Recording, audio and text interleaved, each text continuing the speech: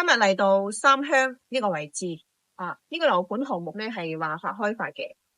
呢個位置係到港珠澳大橋咧需要30分鐘咁就可以噶啦。咁香港人咧係最中意選擇呢個樓盤噶啦。點解咧？因為佢前邊嘅話咧可以睇到有水景啦，後邊咧就係山景嚟嘅。咁第一個話咧就係安靜啦，休閒啦，咁環境又好啦，所以咧香港人最中意選擇呢個樓盤。目佔地有700畝，分3期開發，第一期係洋房地業其實別墅，依家在售緊嘅係第3期，係現樓嚟嘅，即買即收樓。咁我哋依家係示範單位再睇下。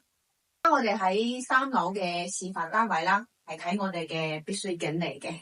OK， 咁我哋嚟到啦，108方可以做到4房，南北對流嘅會。主陽台咧係睇我哋嘅別墅景啦。北邊嘅話咧就係睇我哋嘅小區園林。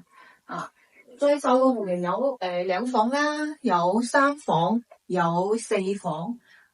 即買嘅話咧就即收樓噶啦，因為係無批嘅。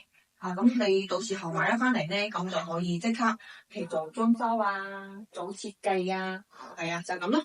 咁呢度咧就係我哋一個主陽房嚟嘅。景觀非常之靚就係睇我哋嘅別墅景咯。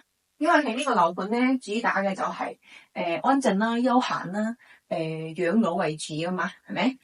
咁呢度就係我哋嘅衣帽間同衛生間啦。其實嘅話咧，大家最關注嘅問題咧就係總價係幾多咧？咁咧就可以40個起，咁就可以買得到我哋呢個樓盤啦。想了解更多嘅話咧，可以私信我我係 Lisa，我哋下期再見啦。